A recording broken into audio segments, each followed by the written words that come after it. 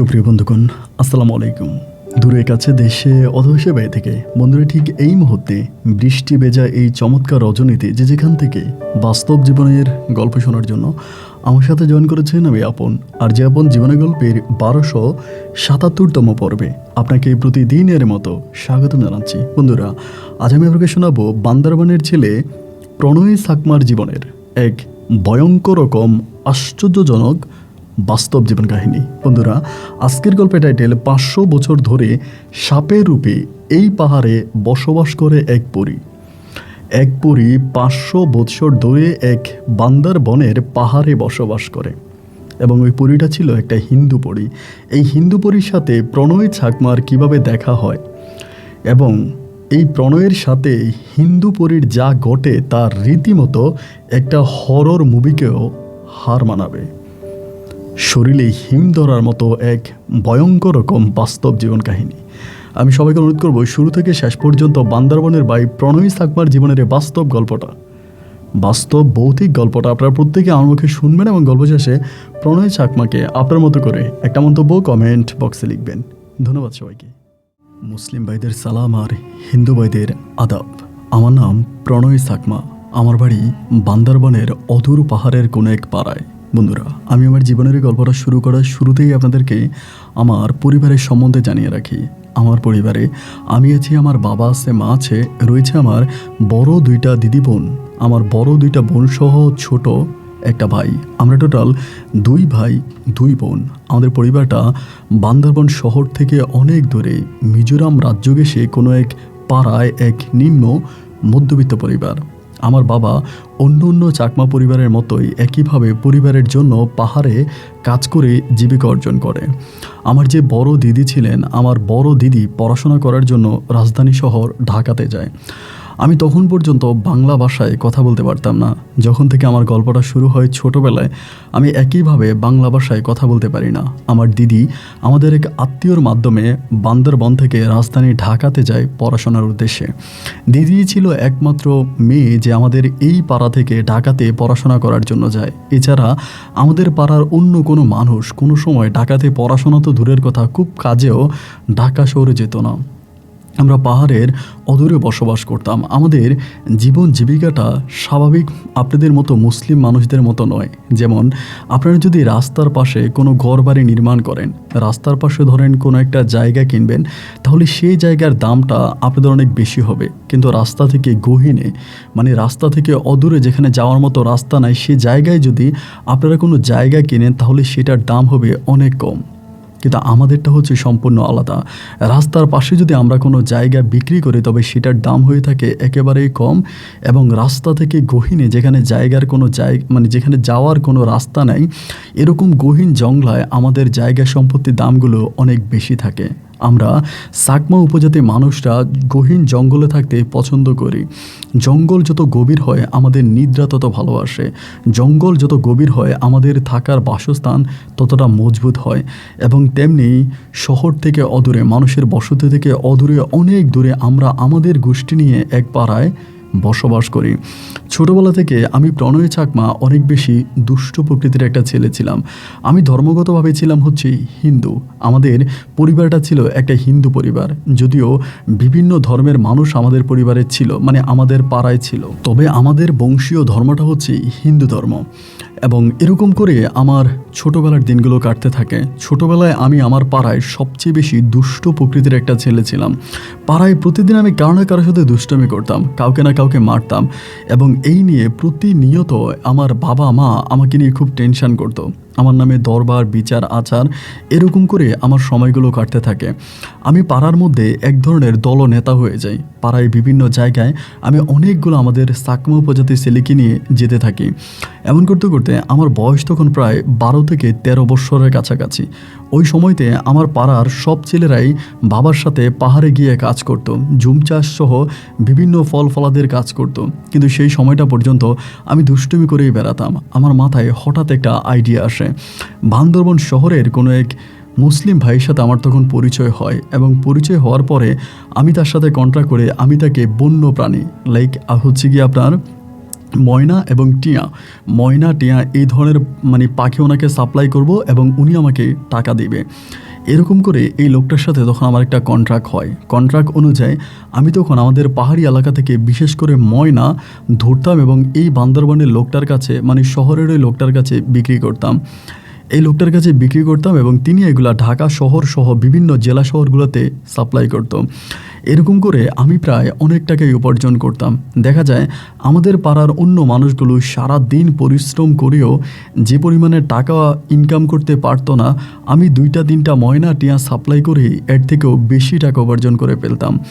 যদিও এই নিয়ে আমাদের পাড়ার যারা মুরিদ ছিল এরা অনেক সময় আমাকে বলতো যে এই কাজটা আমি ভুল করতেছি, এটা আমি অন্যায় করি, কারণ পাখি যদি আমাদের পাড়া থেকে কমে যায়, আমাদের পাহাড় থেকে কমে যায়, তবে আমাদের পাহাড়ের ভারসাম্য নষ্ট হয়ে যাবে, পাহাড়ের সৌন্দর্য নষ্ট হবে।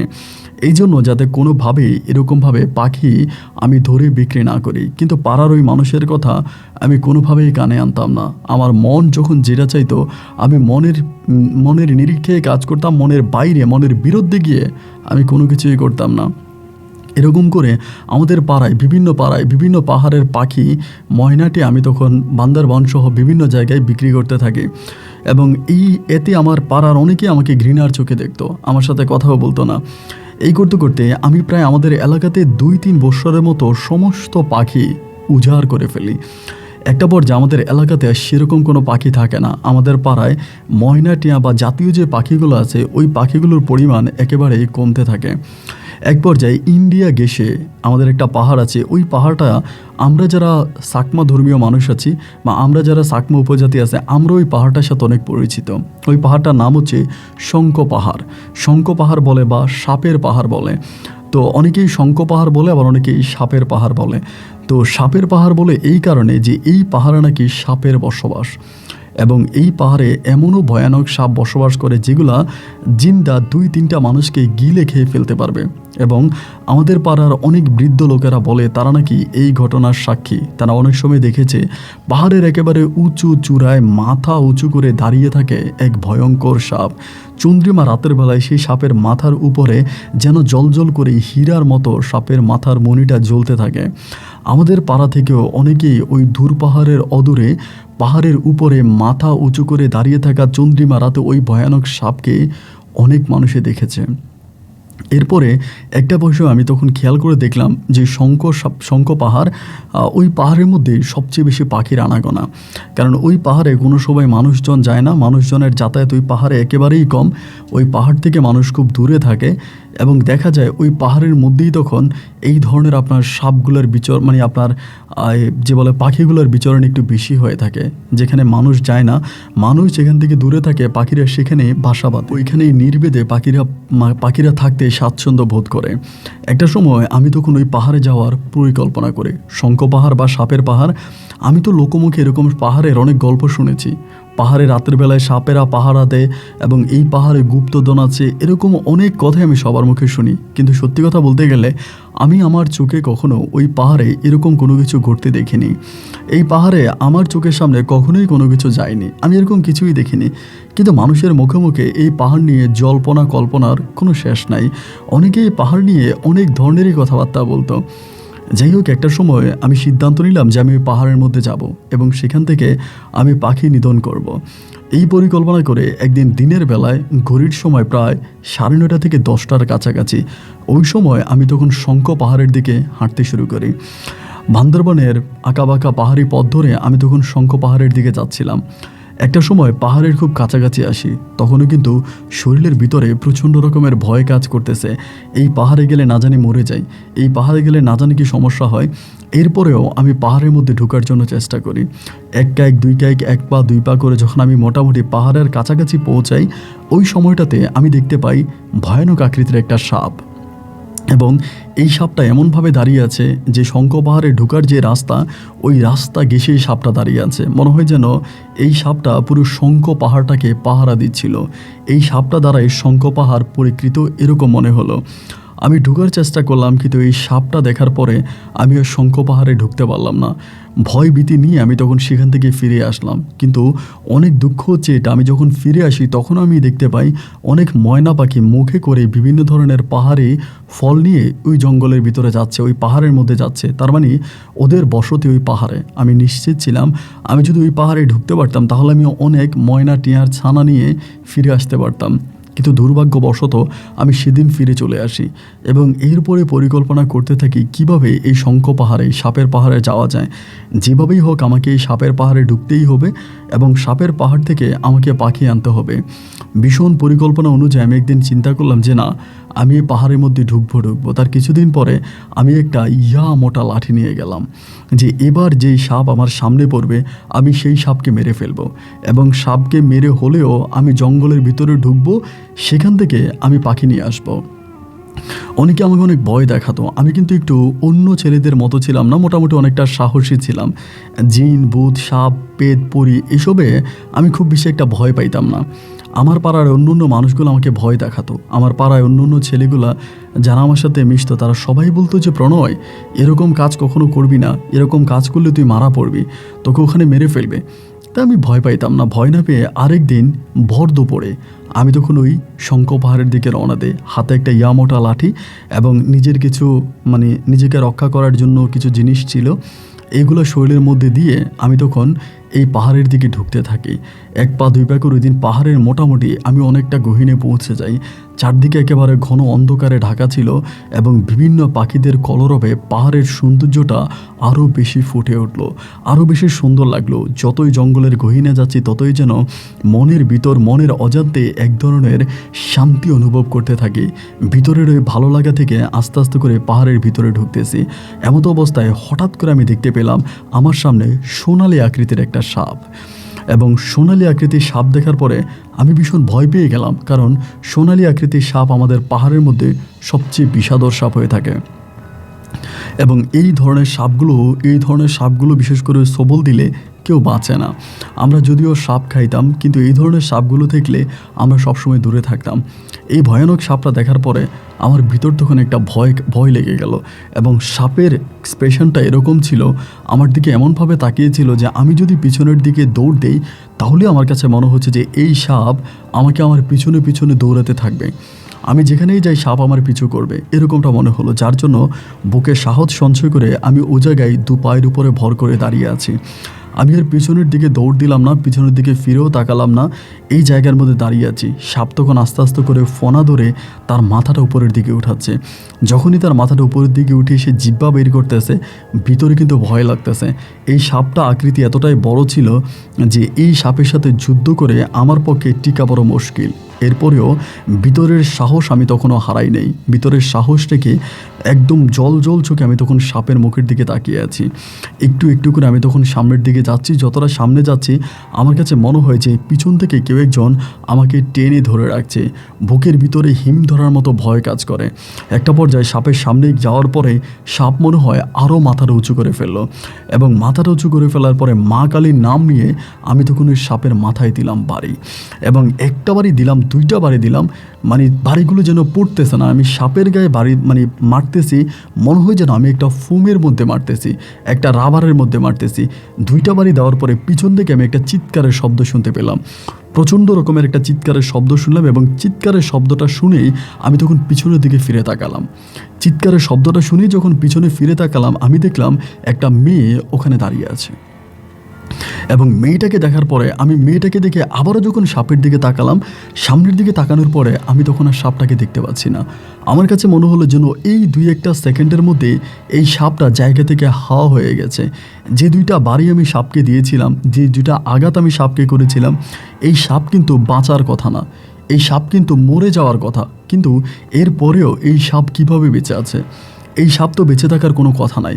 আমার তখন প্রচণ্ড রকমের ভয় লেগে গেল যে কী ব্যাপার, এই মেয়েকে আর সাপটাও বা কোথায় গেল। এবং আমার পিছনে যে মেয়েটা দাঁড়িয়েছিল ও কিন্তু দেখতে আমাদের সাকমা উপজাতির মতো না, ওর চেহারাটা কিছুটা বাঙালির মতো ছিল।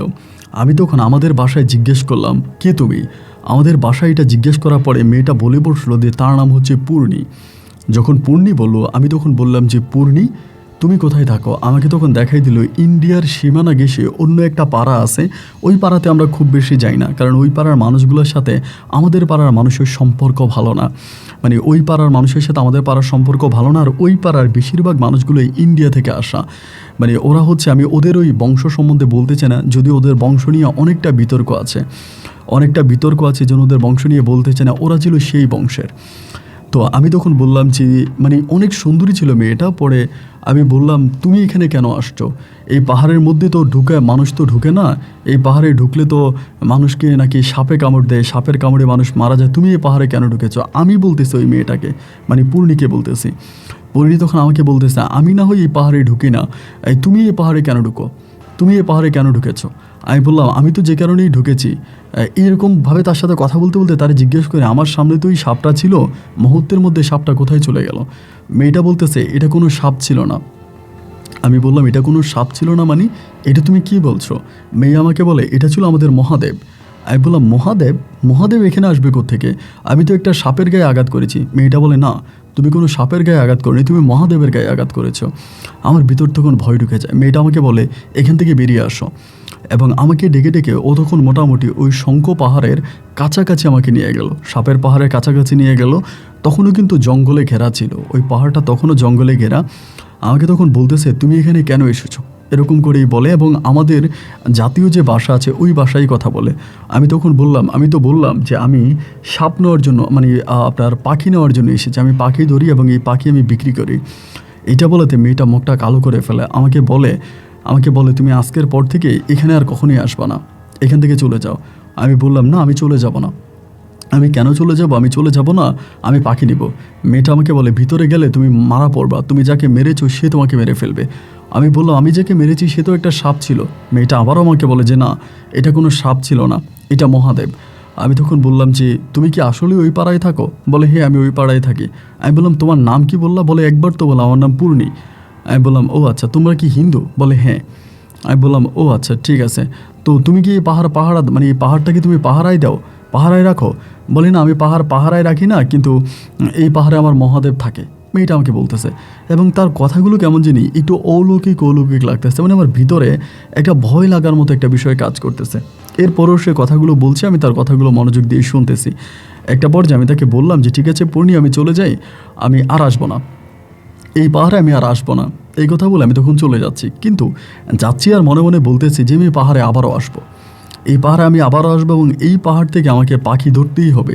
এই পাহাড়ে পাখির সমাবেশ যেহেতু সবচেয়ে বেশি, ওখান থেকে আমাকে পাখি ধরতে হবে, ওখান থেকে আমাকে পাখি বের করতে হবে। মেয়েটাকে জাস্ট আমি একটা মিথ্যে বলে ছড়িয়ে আমি ওখান থেকে আবারও চলে আসি। আমার পাড়ায় এসে আমি অনেকের সাথে পূর্ণির বিষয়ে কথা বলি, কিন্তু ওই পাড়া সম্বন্ধে আমাদের পাড়ার মানুষরা খুব বেশি একটা জানে না, বা খুব বেশি একটা বলতেও চায় না। এক পর্যায়ে তার বেশ কিছুদিন পরে আমি আবারও ওই পাড়াতে, মানে ওই আপনার পাহাড়ে যাওয়ার জন্য আমি রেডি হলাম। আমি আবার ওই শঙ্খ পাহাড়ে যাব, সাপের পাহাড়ে যাব। এবারও আমি তখন অন্য দিনের মতোই খুব ভালোভাবে রওনা দিলাম, এবং রওনা দেওয়ার পরে আমি যখন ওই শঙ্খ পাহাড় বা সাপের পাহাড়ের কাছাকাছি গেলাম, আমি অবাক হয়ে দেখলাম যে ওই মেয়েটা, ওই পাহাড়টা মনে হয় পাহারা দিচ্ছে, মেয়েটা ওখানে দাঁড়িয়ে আছে।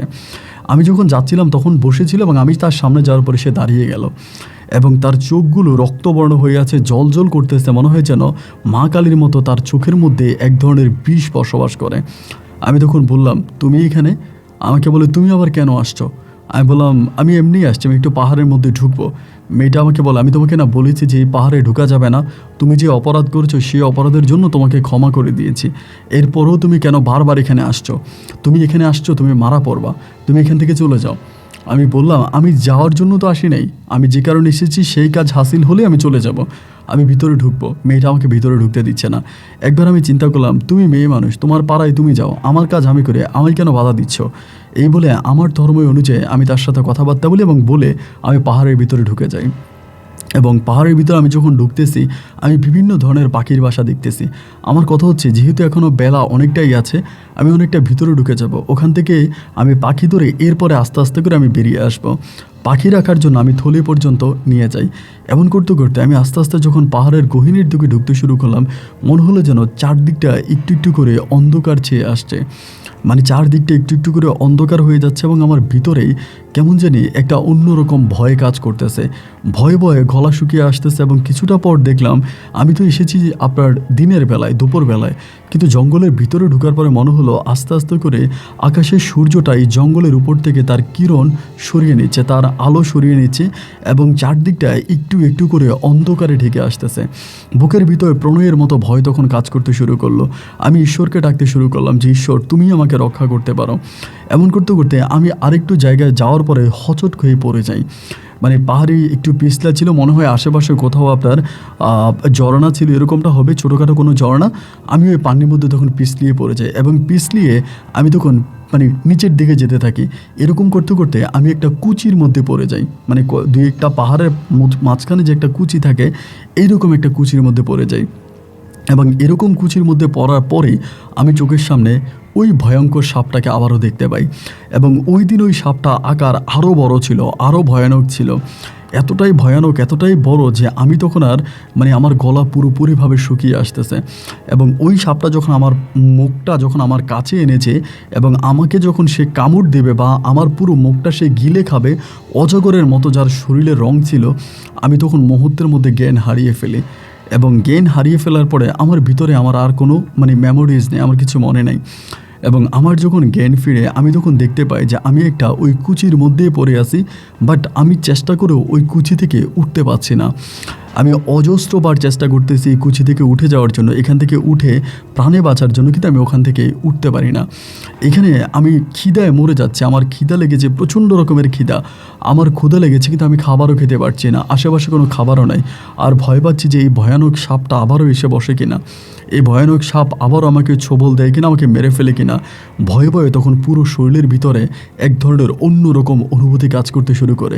ঈশ্বরকে ডাকতে থাকি, ভগবানকে ডাকতে থাকি এবং তাদের কাছে তখন নিজের জীবনকে ভিক্ষা চাইতে থাকি। এভাবে দেখতে দেখতে সন্ধ্যা ঘনিয়ে আসে, একসময় গুটগুটে অন্ধকার হয়ে যায়।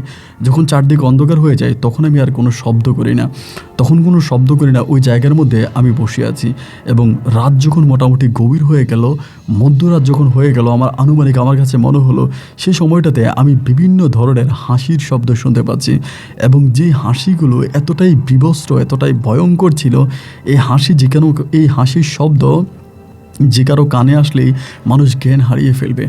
আমি তখন ভয়ে ভয়ে মনে হয় যেন মরে যাচ্ছিলাম। আমি ওই হাসির শব্দ কানে না আসার জন্য আমি 2 হাত দিয়ে কান ঢেকে রাখি যাতে আমার কাছে হাসির শব্দ না আসে। এবং এরকম করতে করতে একটা সময় সকাল হয়ে গেল। আপনি বিশ্বাস করবেন কিনা জানি না, সকাল হওয়ার পরে ওই উপর থেকে আমাকে অনেক ধরনের ফল ফ্রুট নিচে পাঠানো হলো বলতে ফেলে দেওয়া হলো। যেমন আপনার একটা কলার ছড়ি ফেলে দেওয়া হলো, বিভিন্ন ধরনের ফল মানে উপর থেকে মনে হয় যেন কেউ একজন ফেলে দিয়েছে, এরকমটা মনে হলো। এবং যারাই ফেলে দিয়েছে আমি ফলগুলো খেলাম এবং খাওয়ার পরে তখন দিন হয়ে যাচ্ছে। আমি ওখানে চিৎকার করতেছি, খুব জোরে জোরে চিৎকার করতেছি, কেউ কি আছেন আমাকে রক্ষা করার মতো, কেউ আছেন?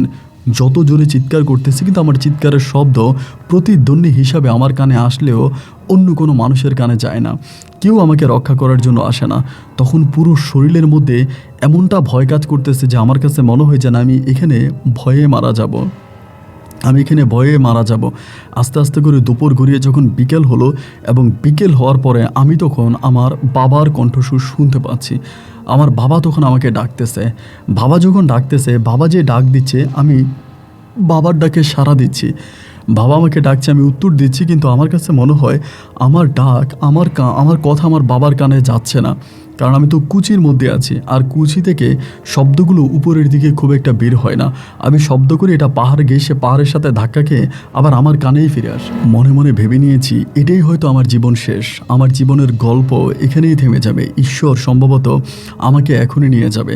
আমার ভিতরে ভয় এবং এইরকম করতে করতে আব্বু যখন ডাকতেছে, একটা পর্যায়ে আমার বাবা তখন দেখতে পেল, আমার শব্দ শুনতে পেয়েছে এবং পাওয়ার পরে নিচে এক ধরনের রশি ফালানো হয়, ওই রশি বেয়ে আমি তখন আস্তে আস্তে করে অনেক কষ্টের পরে ওখান থেকে উঠে আসার পর আমার আব্বুর সাথে আমি একজন তান্ত্রিককে দেখতে পাই। আমাদের পাড়ার এক তান্ত্রিক এবং বৌদ্ধ ধর্মের এক তান্ত্রিক, উনি বৌদ্ধ ধর্ম অবলম্বী। তো ওনাকে আমি তখন দেখতে পাই এবং তিনি তখন আমাকে ওইখান থেকে নিয়ে আসে। আমাকে আমার বাবা তিনি দুজনে ওখান থেকে নিয়ে আসে এবং পাড়ায় আসার পরে আমার মা আমার উপরে খুব রেগে যায়, মানে প্রচণ্ড রকমের রেগে যায় এবং মা বলে আমাকে মানে আর বাসা থেকে বেরোতে দিবে না, আমাদের ঘর থেকে বেরোতে দিবে না। আমি মাকে বলি আমি যা করেছি যেটাই করেছি আমি এরকম আর কখনোই করব না, আমার সাথে এরকম করে না, আমাকে বাইরে যেতে দাও। কিন্তু আমার মা আর আমার পাড়ার অন্য অন্য মানুষগুলো তখন আমাকে আর বাসা থেকে বেরোতে দেয় না। ওরা জানে আমি বাসা থেকে বেরোলেই একটা অঘটন ঘটাবো, আমি শঙ্খ পাহাড়ে যাব, আমি পাখি নিধন করব, আমি বনের ক্ষতি করব। এই জন্য ওরা আমাকে আর ঘর থেকে বেরোতে দেয় না। একরকম আমাকে ঘরের ভিতরে হাত পা বেঁধে মনে হয় বেঁধে রেখেছে, ঠিক এমন একটা অবস্থা। এবং এরকম করে সময়গুলো কাটতে কাটতে ওই সময় আমার বড় দিদিকে বিয়ে দেওয়া হয়। আমার বড় দিদিকে ঢাকাতে বিয়ে দেওয়া হয় এবং ঢাকায় আমার বড় দিদির বিয়ে হয়। এবার মা সিদ্ধান্ত নিল যে আমার বড় দিদির বাসায় আমাকে পাঠিয়ে দিবে। তো আমার বড় দিদির বাসায় আমাকে পাঠিয়ে দিবে, আমি তখন যেতে চাই না। আমি মাকে বললাম যে না আমি যাব না, আমার ভালো লাগছে না, তুমি আমাকে ওখানে পাঠাইও না। মাকে বললাম, মা আমাকে বলতেছে যে না তোর ওখানে যাওয়াই লাগবে, তুই যদি এইখানে থাকিস তাহলে তোর অনেক সমস্যা হবে, তুই চলে যা, আমি তোকে ওখানে পাঠিয়ে দিই। আমি যতভাবেই মাকে বললাম, যতভাবেই বুঝাইলাম যে আমি যেতে চাই না, কিন্তু আমার মা আমার কোনো কথা শুনলো না। একটা পর্যায়ে আমাকে পাঠিয়ে দেওয়ার জন্য সমস্ত প্রস্তুতি নিয়ে নিল। দিদির কাছে চিঠি লেখা হলো এবং দিদি তখন আমাকে নেওয়ার জন্য আসছে। তো দিদি যখন আমাকে নিয়ে যাচ্ছে, আমি তখন পর্যন্ত কিন্তু বাংলা ভাষা জানি না, বাংলা ভাষায় কথা বলতে পারি না, আমি তখনও বাংলা ভাষায় অনজ্ঞ একজন মানুষ। দিদি তখন আমাকে আমাদের ওই গহীন পাহাড় থেকে বের করে নিয়ে আসলো বান্দরবান শহরে। সেখান থেকে দিদির সাথে এই প্রথম আমার ঢাকা শহরে যাওয়া। এর আগে দিদির বিয়েতে আমি শুধু একবার গিয়েছিলাম, কিন্তু ওভাবে থাকি নাই। সেদিন আমাকে ঢাকা শহরে নিয়ে যাওয়া হয়েছিল আমার দিদির শ্বশুর বাড়িতে। আমার দিদিকে ওখানে একটা হিন্দু পরিবারে বিয়ে দেওয়া হয় এবং এরপরে আমি সেখানে যাই এবং যাওয়ার পরে ওই জায়গায় যখন আমি যাই, আমার ওই দিদির মানে বাসায় আমার তখন মোটেও ভালো লাগতেছিল না, কারণ আমরা তো পাহাড়ি মানুষ, পাহাড়ে থাকতাম, পাহাড়ে আমাদের বসতি। পাহাড় ছাড়া অন্য কোনো জায়গায় যেন মনে শান্তি পাই না, নিঃশ্বাস যেন বন্ধ হয়ে আসছে, খুব খারাপ লাগছে। একটা সময় আমার দিদির যেই স্বামী আছে ওনার দোকান আছে, ওনার মুদির দোকান আছে। তো ওই দিদি তখন আমাকে ওই দোকানে পাঠায়। দিদি বলে যে দোকানে বস, ওইখানে বসলে তুই বাংলা ভাষা শিখতে পারবি এবং যদি বাংলা ভাষাটা ভালো করে শিখতে পারিস তাহলে তোর একটা ভালো চাকরি হবে। আমাদের এদিকে কোটাতে চাকমা উপজাতিদের জন্য ভালো ভালো চাকরি আছে, তোর একটা ভালো চাকরি দেওয়া যাবে, তুই এটাতে যা। মানে ওখানে দোকানে থাকলে মানুষ বাংলা ভাষায় কথা বলবে, তুই এই ভাষাটা শিখতে পারবি। তো দিদি আমাকে তখন একরকম জোর করে ওনার মানে স্বামীর দোকানে, আমার দাদার দোকানে তখন আমাকে রেখে দিল। ভালো লাগছে না, এরপরও দোকানে বসে আছি, অনেক মানুষজন আসে, ওরা কী বলে আমি ওদের কোনো কথা বুঝি না, আর আমার কথাও না এরা বুঝতেছে না। তখন মনে হলো যে মনে হয় যেন আমার এখানে আসাটাই ভুল হয়েছে, আমার পালিয়ে যাওয়া দরকার ছিল। আমি দাদার কাছে কান্নাকাটি করি, আমাকে যেতে দাও, আমি চলে যাই, আমি এখানে থাকবো না। যতই দাদাকে বলি, দাদা আমাকে একই কথা বলে যে তোমার দিদি তোমাকে যেতে মানা করেছে, তুমি যেতে পারবা না, মানে আমাকে যেতে দেয় না। শত চেষ্টার পরে আমি ওখান থেকে আর যেতে পারলাম না। ওই জায়গার মধ্যে আমি তখন থেকে গেলাম। 1 দিন 2 দিন 3 দিন করে থাকতে থাকতে একটা পর্যায়ে মনে হলো যে আমি মনে হয় মরে যাব, আমাকে কোন জায়গায় এনে রাখা হলো, আমার হাত পা বাঁধা এমন একটা অবস্থা। এখানে আরেকটা বিষয় আমি বলতে ভুলে গেছিলাম, আমার হাতে কিন্তু আমার মা ওই তান্ত্রিক দ্বারা একটা তাবিজ পরিয়ে দেয়। ওই তান্ত্রিক মশাই আমার হাতে একটা তাবিজ পরিয়ে দেয় এবং তিনি বলে যে প্রণয় এই তাবিজটা কখনোই খুলো না, এই তাবিজটা হাতে দিয়ে রাখবে, এটা কখনোই খুলবা না, এবং এটা খুললে তোমার বিপদ হতে পারে, তো এটা তুমি কখনোই খুলবা না। এবং ওই তান্ত্রিকের কথা মতো আমি এই তাবিজটা খুললাম না, তাবিজটা হাতে রেখে দিলাম। এরকম করতে করতে দাদা তখন আমাকে আস্তে আস্তে করে একটু বোঝাচ্ছিল এবং একটা পর্যায়ে চিন্তা করলাম যেতে তো আর পারবো না, দাদা দোকানে পাহারা দিচ্ছে, ঘরে গেলে দিদি পাহারা দিচ্ছে, আমি তো আর এখান থেকে বেরোতে পারবো না। এবং এক পর্যায়ে নিজের ইচ্ছার বিরুদ্ধে, মনের বিরুদ্ধে গিয়ে আমি তখন ওখানে থাকতে শুরু করি। এই জীবনে প্রথম আমি আমার সিদ্ধান্তের বিরুদ্ধে কাজ করছি, মানে মনের বিরুদ্ধে, ইচ্ছার বিরুদ্ধে, আকাঙ্ক্ষার বিরুদ্ধে কাজ করছি। আকাঙ্ক্ষার বিরুদ্ধেই তখন আমি দাদার দোকানে বসতেছি, বেচা বিক্রি করতেছি। এমন করে 1 দিন 2 দিন 3 দিন এমন সময়গুলো কাটতে কাটতে আস্তে আস্তে করে আমার ভাষাটা মোটামুটি ক্লিয়ার হয়ে গেল। আমার ভাষাটা প্রায় অনেকটাই ক্লিয়ার হয়ে গেল। আমি আপনার ভাষায় চলে আসলাম, মানে শুদ্ধ যে ভাষাটা, বাংলা যে ভাষাটা, ওই ভাষাটা আমি তখন মোটামুটি বলতে পারতাম। এমন করতে করতে কিছুদিনের ঘটনা, মানে কিছুদিন ধরে একটা মেয়ে আমাদের দোকান থেকে সদাই নিয়ে যেত, আমাদের দোকান থেকে সদাই নিয়ে যেত। আমাদের ওই দাদার যে বাসাটা ছিল এটা মানে ঢাকা শহর থেকে খানিকটা দূরের কোনো একটা জায়গা, বাট ওখানে আর ওই সময় ঘরবাড়িগুলো অতটা উন্নত হয়নি, মানে নতুন নতুন বিল্ডিং হচ্ছে বাট অতটা উন্নত না। তো এই মেয়েটা মাঝে মাঝে আমার দোকানে আসে। তো দোকানে আসার পরে এবং আমি তাকে সদাই দিই। মেয়েটা যেহেতু হিন্দু ছিল, নাম ছিল পূজা, তো হিন্দু ধর্মের মেয়ে হিসাবে আবার আমরা তো চাকমা ছেলেরা একটু অন্যরকম ছিলাম, আমার সাথে কথা বলতে খুব মজা পেত।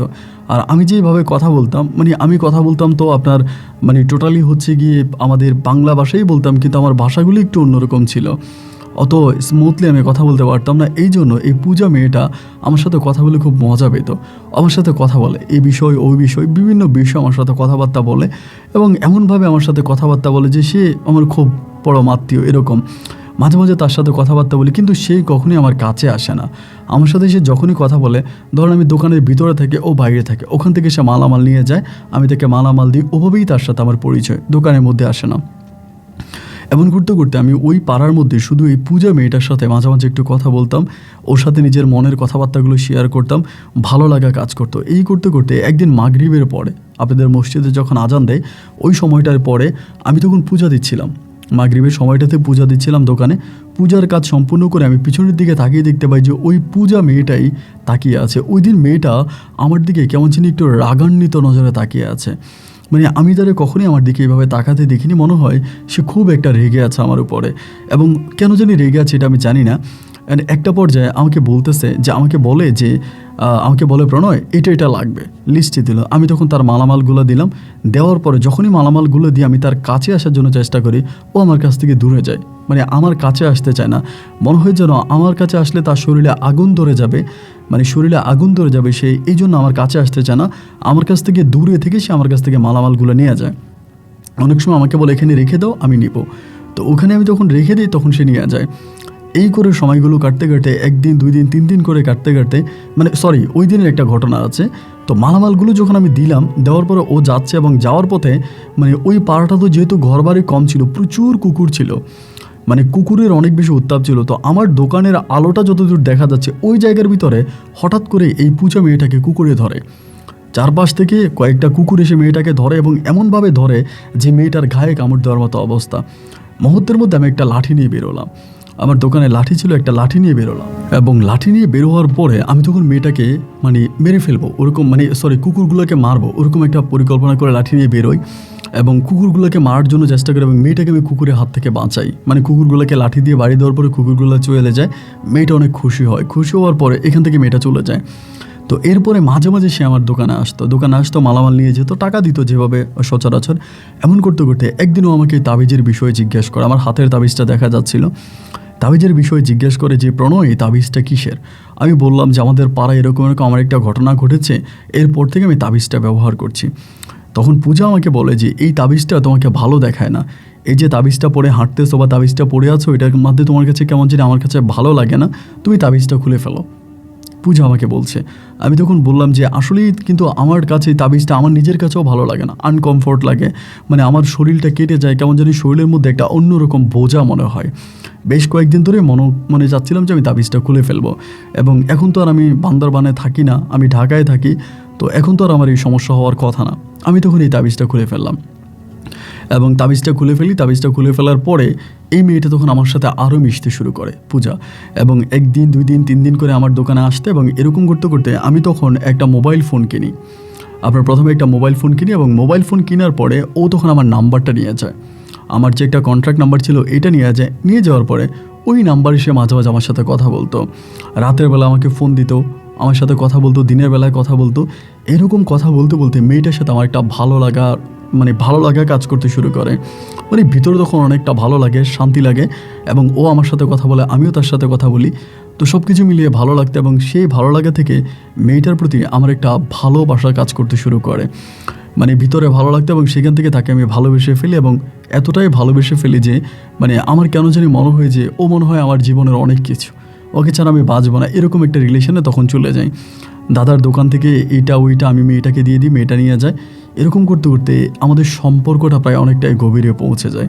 এই পূজা তখন আমাকে বলে তার অনেক স্বপ্ন ছিল, সে পাহাড়ি কোনো একটা ছেলেকে বিয়ে করবে, যাদের ঘর পাহাড়ে, বাড়ি পাহাড়ে, এরকম পাহাড়ি কোনো একটা ছেলেকে বিয়ে করবে, এবং পাহাড়ের উঁচু চূড়ায় তার ঘর হবে, একটা কাঠের ঘর সে নির্মাণ করবে, সেই ঘরে তার ভালোবাসার মানুষ ওই পাহাড়ি ছেলেটাকে নিয়ে থাকবে, এবং দরজা খোলার পরে সে বিস্তৃত পাহাড় দেখবে, প্রাণ ভরে নিঃশ্বাস নেবে, আকাশের চাঁদ তারাগুলো যেন তার ঘরের উপরে এসে তাকে পাহারা দেবে এবং সকালবেলায় সর্বপ্রথম সূর্য উদয় হওয়া সে দেখবে। এরকম করে অনেকগুলো কথা তখন সে আমাকে শোনায় এবং আমাদের সাথে তো এই জিনিসগুলো মানে খুবই পূর্ণ একটা বিষয়। আকাশের চাঁদ আমাদের মাথার উপরেই থাকতো, সকালে সূর্য উদয় হওয়া আমরা দেখতে পেতাম এবং পাহাড়ের যে সৌন্দর্য আছে এটা আসলে মুখে বলে প্রকাশ করা যাবে না। যারা পাহাড়কে ভালোবাসে, যারা পাহাড়ে গিয়েছে, যারা ভ্রমণ প্রিয়াসী মানুষ এরাই বুঝবে পাহাড়ের সৌন্দর্যের যে মানুষকে কেমন করে টানে। এটা যখন মানুষ পাহাড়ে যায় মানুষ তখনই বুঝতে পারে। তো এরকমভাবে ওর সাথে কথা বলতে বলতে তো আমি ওরে বলি যে আমি তোমাকে বিয়ে করব বা তোমার পরিবারের সাথে কথা বলি। আমার দিদিকেও আমি এই মেয়েটার বিষয়ে দু একবার বলি, কিন্তু দিদি আমাকে এদিকে বিয়ে করাবে না। দিদি আমাকে বলে আমি তোকে ঢাকায় বিয়ে করাবো না, আমি ঢাকায় বিয়ে করেছি এই নিয়ে বাবা মা খুব রাগান্বিত, এরা আমার সাথে ঠিকমতো কথা বলে না, আমি তোকে ঢাকায় বিয়ে করাবো না, তুই পাড়ায় বিয়ে করবি। মানে আমাদের যে পাড়া আছে ওই পাড়ায় দিদি আমাকে বলে ওই পাড়ায় আমাকে বিয়ে করাবে। তো আমি দেখলাম যে দিদির কাছে যদি আমি আমার ভালোবাসার কথা বলি এতে আসলে খুব বেশি কাজ হবে না। দিদি আমার ভালোবাসার মানুষ পূজাকে ওভাবে মেনে নিচ্ছে না এবং দিদির মানে পূজার পরিবার থেকেও একই কথা বলে যে আমি তো চাকমা, আমার বাড়ি আপনার বান্দরবান, তো আমার মতো চাকমা ছেলের কাছে তারা তাদের মেয়েকে বিয়ে দেবে না। আর পূজার সাথে আমাদের যে গোত্র আছে গোত্রও কিন্তু যায় না। পরে ভাবলাম যে কি করা যায়। এমন করতে করতে একটা পর্যায়ে আমি পূজারে বললাম, পূজা তুমি তো আমাকে বলেছিলা পাহাড় তুমি ভালোবাসো, দূর পাহাড়ের চূড়ায় তুমি একটা ভালোবাসার ঘর বাঁধবা, তুমি ওখানে তোমার ভালোবাসার মানুষকে নিয়ে থাকবা, তাহলে চলো আমি তোমাকে আমার ভালোবাসার রাজ্যে নিয়ে যাই, আমার সাথে কি তুমি যাবা? ওই পাহাড়ের বুকে আমি ছোট্ট একটা ঘর বাঁধবো তোমাকে নিয়ে এবং তোমাকে ভালোবেসে অগাধ ভালোবাসা দিয়ে আমি ওই পাহাড়ে তোমায় নিয়ে থাকবো, তুমি কি আমার সাথে যাবা? এমন করে বলার পরে পূজা তখন অপলক দৃষ্টিতে আমার মুখের দিকে তাকিয়ে থাকে। আমাকে বলে যে প্রণয় তুমি যদি আমাকে নিয়ে যাও, যেখানে নিয়ে যাও আমি যেতে রাজি আছি। আমি বললাম তাহলে কি তুমি সত্যিই যাবে? বলে হ্যাঁ যাব। ওই সময় কিন্তু আমি ভাষা জানতাম, রাস্তাঘাট সব কিছুই চিনতাম। একটা পর্যায়ে আমি তারে বললাম যে ঠিক আছে তাহলে তুমি চলে এসো, আমি তোমার সাথে কথাবার্তা বলবো। একদিন রাতের বেলায় দুজনের মাঝে কথাবার্তা পাকাপোক্ত হলো এবং সেই রাতে আমি তখন দিদির বাসা থেকে পালিয়ে যাই। আমি দিদির বাসা থেকে কোনো কিছুই নিয়ে আসি না, আমার কাপড় চোপড়গুলোও না। সেই বাসা থেকে আমি তখন পূজাকে নিয়ে আমাদের বান্দরবনের উদ্দেশ্যে রওনা দিই। গভীর রাতে বাস স্ট্যান্ড যাই এবং ওখান থেকে আমি তখন পূজাকে নিয়ে রওনা দিলাম এবং পূজা আসার সময় তার মোবাইল ফোনটাও ঘরে রেখে আসে, তার মোবাইল ফোনটাও আনে না, আমি আমার মোবাইলটা নিয়ে যাই এবং মোবাইলটা নিয়ে যখন যাচ্ছি প্রায় ভোরের কাছাকাছি আমি তখন বান্দরবনের কাছাকাছি গিয়ে পৌঁছালাম। মানে বান্দরবনের আলুটি আপনার হয়ে আপনার কেরানীহাট হয়ে বান্দরবনে ঢুকতেছি, তখন প্রায় সকাল হয়ে গেছে। ওই সময়টাতে আমার দিদি তখন আমাকে কল দিয়ে আমাকে বলল প্রণয় তুই কই? আমি বললাম দিদি আমি চলে যাচ্ছি। তা কোথায় চলে যাচ্ছিস? আমি বললাম যে আমি বান্দরবন চলে যাচ্ছি এবং আমি বান্দরবন চলে আসছি। দিদি আমাকে বলে সারাদিন তুই মানে সারাটা রাত তুই দরজা খোলা রেখে চলে গেলি, তোর একটুও ভয় লাগলো না? আমার ঘরে তো চুরিও হতে পারতো, তুই দরজাটা খোলা রেখে চলে গেলি, তুই আমাকে বলে গেলি না কেন? আমি বললাম তোমাকে বলে গেলে তো আর তুমি আমাকে আসতে দিতা না, আমি যদি তোমাকে বলতাম দিদি আমি চলে যাই তাহলে কি তুমি আমাকে আসতে দিতা না, যার জন্য আমি তোমাকে না বলেই চলে এসেছি। দিদি আমার উপর খুব রাগ করে, মানে অনেক রাগ করে এবং রাগ করার পরেও আমি তখন বান্দরবন শহরের মানে আপনার সকালের মধ্যে চলে আসি। আসার পরে ওখানে একটা হোটেলে নাস্তা করি, নাস্তা করার পরে পূজারে বললাম পূজা এখন কি করব? মানে আমার মাথায় তো কিছুই আসছে না, এখন কোথায় যাব? আমি তো তোমাকে নিয়ে আমার বাড়িতে যেতে পারবো না, আমার পাড়ায় যেতে পারবো না, আমার পাড়ায় গেলে আমার পাড়ার মানুষরা আমাকে মানে তোমাকে নিয়ে আমাকে ঢুকতে দিবে না, আমাদের পাড়ায় ভিন্ন ধর্মের মেয়ে অথবা আমাদের চাকমা ছাড়া অন্য কোনো মেয়েকে নিয়ে আমাদের পাড়ায় যাওয়া যায় না, এটা ছেলে হোক বা মেয়ে হোক, আমি তো তোমাকে আমাদের পাড়ায় নিতে পারবো না। পূজা তখন আমাকে বলে তাহলে কোথায় নিয়ে যাবা? আমি তখন বললাম আমি একটা কাজ করি, যেহেতু আমি ওই পাড়ায় থাকি, পাড়ার বিভিন্ন জায়গাগুলো আমার চেনা আছে, আমি কোনো একটা পাহাড়ে গিয়ে তোমার সাথে থাকতে শুরু করি, তুমি খাবার নিয়ে চিন্তা করো না, ওই পাহাড় আমার পরিচিত, এই পাহাড়ের রাস্তাঘাট, পাহাড়ের খাদ্য কোথায় পাওয়া যায়, ফল কোথায় পাওয়া যায়, কোথায় কী পাওয়া যায়, এই সব কিছুই আমি জানি। তুমি যদি বলো আমি তোমাকে নিয়ে কোনো একটা পাহাড়ের চূড়ায় একটা ঘর বাঁধবো। ও তখন আমাকে বলে এই স্বপ্নটা চোখে মুখে লালন করেই তো আমি শুধু রাজধানীর ওই জিগজাগ বাতি ছেড়ে তোমার সাথে এসেছি, তুমি যদি আমাকে কোনো একটা পাহাড়ের চূড়ায় নিয়ে ঘর বাঁধো আমি সেটাতেই খুশি হব। সেদিন একটা মন্দিরে আমি পূজাকে নিয়ে যাই এবং সেখানে আমি তখন ওকে বিয়ের বিষয় নিয়ে আমাদের ধর্ম অনুযায়ী বিয়ের কথা বলি, কিন্তু কেন জানি পুজো ওভাবে বিয়ে করতে আমাকে অস্বীকৃতি জানায়। ও আমাকে বলে এভাবেও আমাকে বিয়ে করবে না এবং এরপর আমি তখন পূজার সাথে ওইখানে বিবাহ করলাম না, মন্দির থেকে আবারও ফিরে আসলাম। ফিরে এসে আপনার বিকেলের দিকে তখন আমি রওনা দিলাম এবং রওনা দেওয়ার পরে আমি আমাদের পাড়ার থেকে অনেক দূরে মানে আমাদের পাড়ার থেকে অনেক দূরে, যে পাড়ায় মানুষজন থাকে না, একেবারে নিরিবিলি নির্জন কোনো একটা জায়গায় আমি তখন ওকে নিয়ে গেলাম। ও কিন্তু ভয়ও পাচ্ছে না। একটা জিনিস আমার মাথায় বারবার কাজ করতো, একটা মেয়ে ঢাকা থেকে আসছে, ঢাকা শহরে বড় হওয়া, ও আমার সাথে এই বান্দরবনের অদূর পাহাড়ে চলে আসলো, এবং এই দূর পাহাড়ে এসেও না ওর ভিতরে কোনো ভয় কাজ করে না।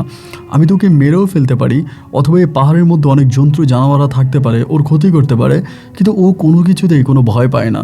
আমার সাথে থাকতে প্রচণ্ড স্বাচ্ছন্দ্য বোধ করতেছে, ওর ভিতরে কোনো রকমের ভয়ভীতি কিছু কাজ করে না। যাই হোক, এরপরে আমি ওকে নিয়ে ওই পাহাড়ের মধ্যেই তখন আমি ছিলাম, ওই পাহাড়ের উপরেই ছিলাম, সারাটা রাত একসাথে থাকি। এবং সকাল যখন হলো, উদয় হওয়ার পরে আমি তখন বললাম যে পূজা, আমি তাহলে জিনিসপত্র আনি, এখানে তো ঘর বানাতে হবে। সত্যি কথা বলতে গেলে আমি যেরকমভাবে পরিশ্রম করি, একইভাবে পূজা নিজেও পরিশ্রম করে। দুজনের অক্লান্ত পরিশ্রমে আমরা পাহাড়ের বিভিন্ন জায়গা থেকে এইটা সেইটা এনে আমাদের ঘরটা আমরা নির্মাণ করে ফেলি। অল্প সময়ের ভিতরে আমাদের ঘরটা নির্মাণ হয়ে যায়, এবং ঘরের কাজ সম্পূর্ণ হওয়ার পরে 1-2 দিনের ভিতরে ঘর সম্পূর্ণ হয়। আমরা তখন ওই ঘরে থাকতে শুরু করি। যে পাহাড়ে আমি থাকতাম, ওই পাহাড়ের থেকে আমাদের পাড়া কিন্তু দেখা যায়, বাট আমাদের পাড়ার মানুষরা এই পাহাড়ের মধ্যে আসে না, কারণ এটা সম্পূর্ণ বর্ডার সাইড, ওই দিকেও অনেকেই আসে না। তো পূজাকে নিয়ে আমি ওখানে থাকতে শুরু করলাম। আমি পূজার সাথে থাকতেছি, এবং আমাদের মাঝে ভালোবাসা মুখর অনেক সম্পর্কই হয়। এবং সত্যি কথা বলতে গেলে এই সময়গুলো কখনো ভোলার মতো না। পূজা আমাকে এতটাই ভালোবাসে, এবং আমিও পূজাকে এতটাই ভালোবাসি। পুরো পৃথিবীটা একদিকে, পূজা মনে হয় আমার কাছে একদিকে। আমার ওকে ছাড়া কোনো কিছুই ভালো লাগতো না। ঈশ্বরের কাছে আমি বারবার আমার ভিতর থেকে আমি ঈশ্বরের কাছে ধন্যবাদ জানাই যে ঈশ্বর আমাকে পূজার মতো একটা মেয়েকে আমার জীবন সঙ্গিনী হিসেবে দিয়েছে। পাহাড় থেকে ফল নিয়ে আসতাম, সেই ফল এসে দুজনে খেতাম, এবং ও রান্নাবান্না করতো, তার রান্নাবান্না খেতাম, সব কিছু মিলিয়ে দুজনে ভীষণ ভালো ছিলাম। এভাবে দীর্ঘ মাস কেটে যায়। পূজার মাঝে আমি কোনো পরিবর্তন দেখি নাই, পূজার মাঝে কোনো খারাপই দেখি নাই। এরকম করে প্রায় 4 মাস অতিবাহিত হয়ে যাওয়ার পরে একটা সময় পূজা হঠাৎ করে কেমন করে যেন অনেকটা সিক হয়ে যায়, অনেকটা অসুস্থ হয়ে যায়। এবং অসুস্থ হওয়ার কিছুদিন আগ পর্যন্ত পূজা কেমন যেন একটু একঘরোয়া থাকতে পছন্দ করতো। আমার সাথে খুব বেশি একটা কথা বলতে চাইতো না, একটু গম্ভীর হয়ে থাকতো। ওর ভিতরে মনে হয় যেন অন্য কোনো একটা কষ্ট এসে কাজ করে। আমি ওকে বারবার বলতাম যে তুমি এরকমটা কেন করো, তোমার কি হয়েছে আমাকে বলো, আমি তোমাকে বান্দরবান শহরে ডাক্তার দেখাতে নিয়ে যাব। তোমার শারীরিক যদি কোনো অসুস্থতা থেকে থাকে, তুমি আমার সাথে চলো, আমি তোমাকে বান্দরবান শহরে নিয়ে যাব, ওখানে আমি তোমাকে ডাক্তার দেখাবো। কিন্তু ও আমার সাথে যেতে রাজি হয় না। ও আমাকে বলে এখানেই ও চিকিৎসা করবে, এবং এখান থেকে ও ভালো হয়ে যাবে, আমি ওকে নিব না। এভাবে দিন যত সামনের দিকে যাচ্ছে, পূজার শারীরিক অবস্থা ঠিক ততটাই খারাপ হচ্ছে। খারাপ হতে হতে হতে হতে একটা পর্যায়ে ওর অবস্থা এরকম হলো যে ও আমাকে বলে যে আমি তোমাকে একটা কথা বলবো প্রণয়, আমার কথাটা তুমি খুব মনোযোগ দিয়ে শুনবা, এবং আমার কথার বাইরে তুমি কোনো কিছু করবা না। যদি আমার কথার বাইরে তুমি কিছু করো, তাহলে তুমি আমাকে হারাবা।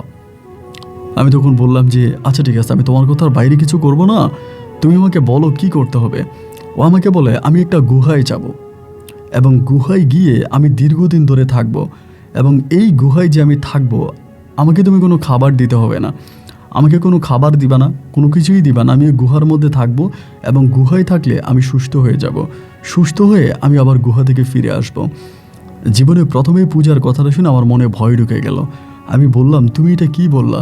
তুমি ঢাকা শহরে বড় হওয়া বসবাস করা একটা মেয়ে, তুমি একটা গুহার মধ্যে থাকবা, এবং সেই গুহা থেকে তুমি বের হবা না, আর এই গুহার মধ্যে আমি তোমাকে খাবার দাবারও দিব না, তাহলে তুমি বাঁচবা কেমন করে?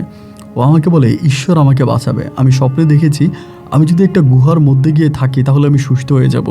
আমি বললাম পূজা, এটা কোনো কথা না, তুমি আমার সাথে চলো, বান্দরবনে বড় বড় ডাক্তার আছে, আমরা বড় বড় ডাক্তার দেখাবো তোমার কি হয়েছে, এবং তা না হলে তোমাকে কোনো কবিরাজের কাছে, কোনো তান্ত্রিকের কাছে নিয়ে যাব। আমাদের পাড়ায় তান্ত্রিক আছে, তান্ত্রিককে দেখাবো, তাহলে সেই তান্ত্রিক দ্বারা আমি তোমাকে ওষুধ খাওয়ালে তুমি সুস্থ হয়ে যাবে, অথবা পাহাড়ি অনেক ধরনের বনাজি ওষুধ আছে, এগুলো আমি তোমাকে খাওয়াবো। ও আমার কোনো কথাই শুনলো না। আমার কোনো কথা না শুনে আমাকে বলে আমি একটা গুহা সিলেক্ট করেছি, এবং আমি ওই গুহাতে গিয়ে থাকবো, তুমি আমাকে বাধা দিও না, এবং তুমি যদি আমাকে বাধা দাও তুমি আমাকে সারা জীবনের জন্য হারাবা। আমি তখন বললাম যে আচ্ছা ঠিক আছে, তুমি যেহেতু এরকম করেই বলছো, আমি তোমার কথা শুনবো, বা আমি তোমার কথা মানবো। এই কথা বলার পরে ও তখন আমার ওই ডাকেও তখন স্বীকৃতি জানালো যে ঠিক আছে। এবং এই বলার পরে তখন পাহাড়ি একটা গুহার মধ্যে ও নিল যে ওই গুহাটা ওই পছন্দ করছে, গুহাটা ওই তৈরি করছে, ও বলে ও এখানে থাকবে। তা আমি বলতাম মনে মনে ভাবি, যেহেতু এখানে থাকতে পারবে না, এখানে ঢুকলে পরেও একটা সময় বেরিয়ে চলে আসবে, ওর ভয় লাগবে না? তো একদিন বিকেলবেলা হলো কি, অসুস্থ শরীর নিয়েও তখন ওই গুহার মধ্যে ঢুকে গেল। শরীরের কোনো বাড়তি কোনো জামা কাপড় নিল না, একদম নিজের যে পরনে কাপড়গুলো ছিল ওগুলো নিয়েও তখন গুহার মধ্যে ঢুকলো। এবং গুহার ভিতরেও যখন ঢুকে গেল এবং ঢুকে যাওয়ার পর আমাকে বললো, খবরদার, আমি গুহা থেকে যতক্ষণ পর্যন্ত না বেরিয়ে না আসি তুমি কিন্তু আসবা না। তো ওর কথা শুনে আমি হাসতেছি, হাসতে হাসতে ভাবতেছি যে ও তো বেরিয়ে আসবেই। এমন করতে করতে একটা সময় হলো কি, আমি ওই যে গুহার উপরে, পাহাড়ের উপরে একটা জায়গার মধ্যে বসে আছি এবং বসে আছি ভাবতেছি যে রাত হলে পরে আমি ওকে ডেকে নিয়ে আসবো বা আমি রাত হলে পরে যাব। তো পাহাড়ের উপরে একটা গাছ ছিল, গাছের সাথে হেলান দিয়ে আমি শুয়ে আছি এবং ওই হেলান দিয়ে থাকা অবস্থায় কীভাবে যে আমার ঘুম চলে আসে আমি বুঝতেই পারিনি। এবং শুধু ঘুমিয়ে আসে না, এই পুরো রাত কেটে যায়, এই পুরোটা রাত কেটে যায়। রাত কেটে যাওয়ার পরে যখন সকালে সূর্যের আলোটা এসে আমার চোখে পড়ে, আমার তখন নিদ্রা ভেঙে যায়, ঘুম ভেঙে যায়। এবং ঘুম ভাঙার পরে আমি অবাক হয়ে গেলাম যে কী ব্যাপার, তাহলে পূজা কোথায়? আবার তখন পূজার কথা মনে হচ্ছে, কি পূজা কোথায়? এবং আমি তখন ওই পাহাড় থেকে পাহাড়ের উপর থেকে দৌড়িয়া গুহার কাছে আসি এবং গুহার কাছে এসে গুহার দিকে তাকে আমি দেখতে পাই একটা ভয়ঙ্কর আকৃতির সাপ ওই গুহার মধ্যে।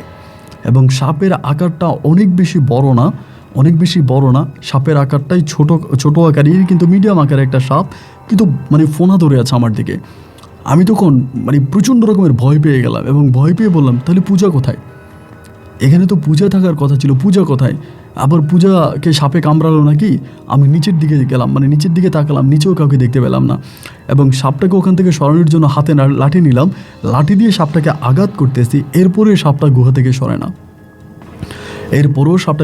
সরে না। আমি লাঠি দিয়ে সাপটাকে 2টা আঘাত করার পরেও সাপটা ওখানেই আছে। মুহূর্তের মধ্যে আমি ওখান থেকে বেরিয়ে আসলাম, সেই জায়গা থেকে চলে আসলাম। এসে পাহাড়ের চূড়ায় দাঁড়িয়ে আমি তখন পূজাকে ডাকতেছিলাম, খুব জোরে জোরে ওরে আমি ডাকছিলাম। অদ্ভুতভাবে ও মনে হয় যেন হারিয়ে গেল মুহূর্তের মধ্যে। এই পাহাড় তো ওর জন্য সম্পূর্ণ অজানা, এই পাহাড়ের কোনো কিছুই তো চিনে না, তাহলে ও কোথায় গেল? আমি ওখানে দাঁড়িয়ে দাঁড়িয়ে অনেকক্ষণ ডাকলাম, কিন্তু ওকে পেলাম না। দুপুরের কাছাকাছি আমি এই গুহার কাছে আবারও আসলাম এবং আসার পরে দেখি সাপটাকে ঠিক যেমনভাবে দেখেছি সাপটা তেমনভাবেই পড়ে আছে গুহার মধ্যে। আমি বুঝতে পেলাম না, গুহার মধ্যে সাপ থাকবে বা সাপ থাকতে পারে, এটা স্বাভাবিক বিষয়, কিন্তু এইরকম সাপ কেন? আমার ভিতর মনে হচ্ছে তাহলে এইরকম সাপ কেন, আর এত ভয়ানক কেন? আর এই গুহার মধ্যে তো কালকে রাতে কালকে বিকেলে তো পুনম এসে থেকেছিল, আপনার পূজা এসে থেকেছিল, তাহলে আজকে এই সাপ কেন? বুঝতে পারলাম না। এবং দেখতে দেখতে সন্ধ্যা হয়ে গেল এবং সন্ধ্যা হয়ে যাওয়ার পরেও আমি ওই পর্যন্ত পূজার কোনো সন্ধান পেলাম না, কিন্তু সাপটা তখন পর্যন্ত গুহার মধ্যে। সন্ধ্যার পর আমি তখন নিরুপায় হয়ে আমি আমার পাড়ার দিকে হাঁটতে শুরু করলাম।